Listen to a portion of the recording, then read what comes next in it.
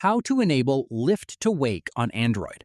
This tutorial shows you how to turn on the feature so your screen wakes up automatically whenever you pick up your phone.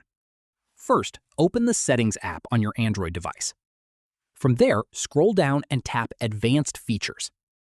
After that, tap Motions and Gestures. At this point, look for the Lift to Wake toggle and turn it on. From here, whenever you pick up your phone, your screen will automatically turn on without you needing to press the power button or double tap anything. Following this works great alongside other wake settings like double tap to wake, so you have multiple convenient ways to wake your screen depending on the situation.